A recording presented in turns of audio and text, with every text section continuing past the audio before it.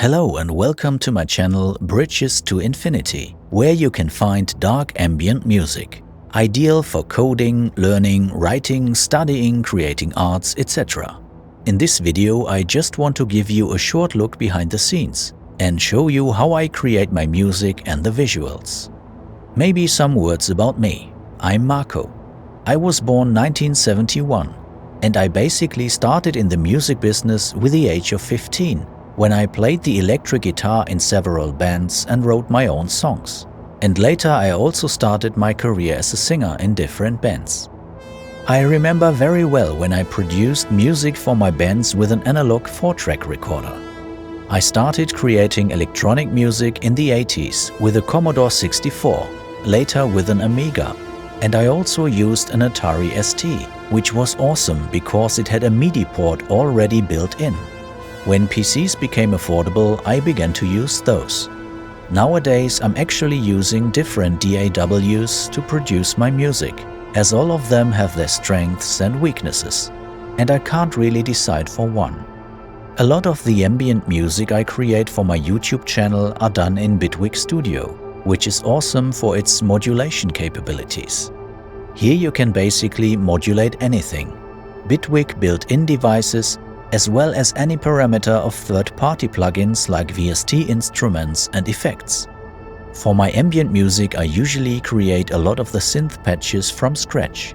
Sometimes I also use presets and adjust them to my likings. The same is true for the effects.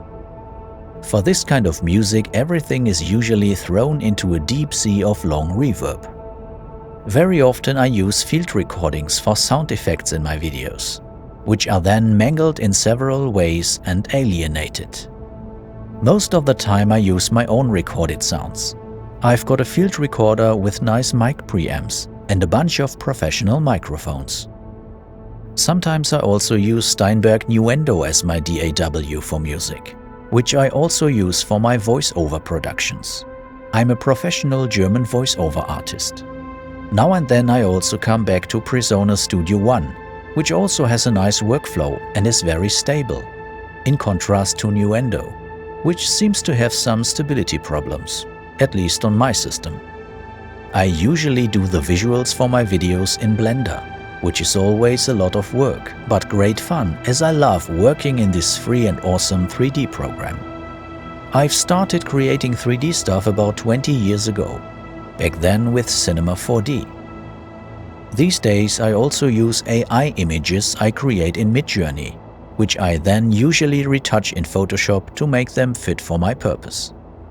The final touches are then done in After Effects, for example putting animated fog or rain over my videos. And that's it for now. I hope you enjoyed my little glimpse behind the scenes. Bye and see you in my ambient music videos.